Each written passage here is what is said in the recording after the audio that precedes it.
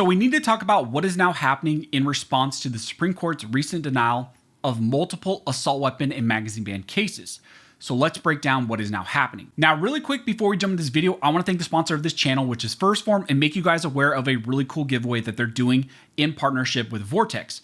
If you go to the First Form website down below, that's linked in the detail section in the pinned comment, or just go to the link here on the screen, you can enter into the giveaway, and Vortex is going to be giving away about $25,000 in products and prizes, and then also 3 grand prize winners will be brought out to the Vortex headquarters, and then also you will get to train with the Vortex Pro staff. And on top of all of that, if you use my dedicated link down below and your order is actually over $50, you will get an automatic free 4-pack of energy drinks. So thank you to First Form for sponsoring the channel. Check out those links down below, enter to win that giveaway, and then also get your free energy drinks. Now, as I mentioned in the intro, in this video, we need to talk about what is now happening in multiple cases, which are challenging the state of Illinois and their ban on so-called assault weapons and then also magazines. Recently, in a Supreme Court order list, the Supreme Court denied review to all of the Illinois rifle and magazine ban cases that were pending in front of them. In that order, only Justice Alito was interested in granting immediate emergency review of these cases. But at the same time, we did also get a statement from Justice Thomas outlining some of the rationale and some of the statement on why they denied review of these cases and some of the things that they want to see going forward. The statement from Justice Thomas indicated that many of the justices actually believed that this topic is very important and that the court needs to address it sooner rather than later. But from the order list and the order there in the statement, they indicated that maybe the majority of the court simply did not want to get involved at an emergency basis. They did not want to review an appeal of a preliminary injunction, which is an interlocutory issue. Instead, they wanted a final merits case.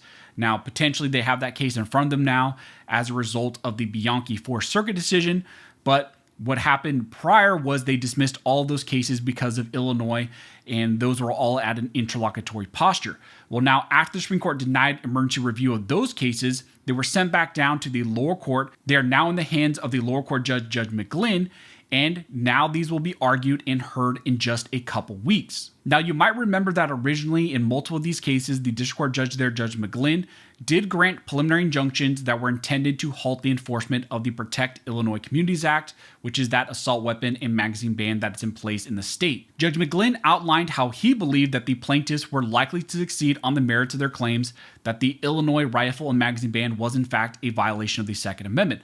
However, the state of Illinois appealed his injunction up to the 7th Circuit, and on review, a liberal and biased 3-judge panel in the 7th Circuit decided to overrule the granting of that preliminary injunction. In coming to that decision, the 7th Circuit used an analysis that did not align with Heller's common use test or the recent Bruin holding either. Instead, the 7th Circuit concluded that the arms protected by the Second Amendment do not include weapons that may be reserved for military use. So the 7th Circuit 3-judge panel used the military use test, which again does not align with Supreme Court precedent or the Second Amendment. Then there were multiple requests for en banc panel review in the 7th Circuit, but the 7th Circuit denied en banc panel review in all those cases. And that then led for the first time for these cases to seek immediate Supreme Court intervention. And as I mentioned, the Supreme Court denied review of all those cases. Now, in the denial, Justice Thomas did make his statement, and he stated that the state of Illinois enacted a law that makes it a felony to possess what Illinois branded assault weapons, a term defined to include AR-15s. The AR-15 is the most popular semi-automatic rifle in America and is therefore undeniably in common use today. Petitioners sought a preliminary injunction against the enforcement of the law, arguing that the law violates their Second Amendment right to keep and bear arms. The Court of Appeals for the 7th Circuit rejected petitioners' request for a preliminary injunction, concluding that the AR-15 is not protected by the Second Amendment.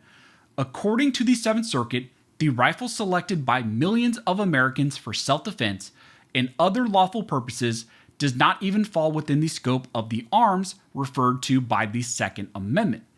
The court is rightly wary of taking cases in an interlocutory posture, but I hope we will consider the important issues presented by these petitions after the case reaches a final judgment. We have never squarely addressed what type of weapons are arms protected by the Second Amendment. To be sure, we explained in DC versus Heller that the Second Amendment's protection extends prima facie to all instruments that constitute bearable arms, even those that were not in existence at the time of the founding. And we noted that the Second Amendment does not protect those weapons not typically possessed by law-abiding citizens for lawful purposes, recognizing the historical tradition of prohibiting the carrying of dangerous and unusual weapons. But this minimal guidance is far from a comprehensive framework for evaluating restrictions on the type of weapons, and it leaves open essential questions, such as what makes a weapon bearable, dangerous, or unusual. The Seventh Circuit's decision illustrates why this court must provide more guidance on which weapons the Second Amendment covers. By contorting what little guidance our precedent provided, the Seventh Circuit concluded that the Second Amendment does not protect militaristic weapons. It then tautologically defined militaristic weapons as those that may be reserved for military use. The Seventh Circuit's contrived non-militaristic limitation on the arms protected by the Second Amendment seems unmoored from both text and history, and even on its own terms, the Seventh Circuit's application of its definition is nonsensical. In my view, Illinois' ban is highly suspect because it broadly prohibits common semi-automatic firearms used for lawful purposes.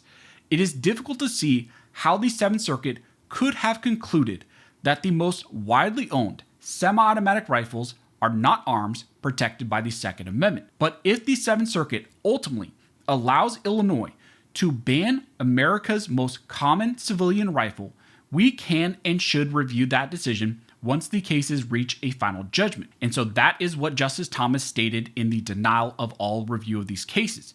So although the Supreme Court denied review to those cases, Justice Thomas, and it seemed like many other justices on the Supreme Court, are interested in reviewing this issue, but they wanted a final merits review case. Now, in this specific case, while all those preliminary injunction appeals were going on, and while they were pending in front of the Supreme Court, the lower court judge, Judge McGlynn, decided to move all of these cases along towards a decision on the final merits. Judge McGlynn knew in his wisdom that it was better to keep this fast track towards a merits review because you don't know what the Supreme Court's going to do.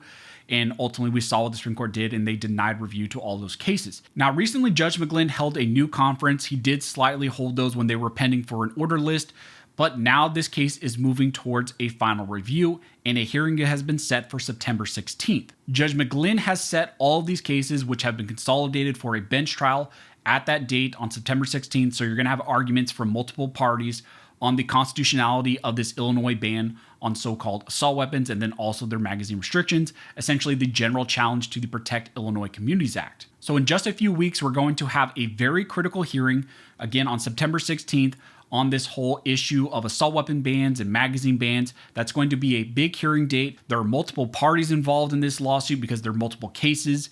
You have multiple organizations, I believe like FBC, GOA, I believe CRPA is also involved in this, NAGR, a lot of organizations, a lot of different defendants as well are involved in this case. Some other municipalities in Illinois are also defendants in this lawsuit, in the various lawsuits. So there's also some evidentiary hearing and arguments that will take place. And it's also going to be very interesting to see how Illinois intends to defend this going forward, because also this is all going to happen in light of what the Seventh Circuit said with the military use test. Unfortunately, Judge McGlynn is bound by that.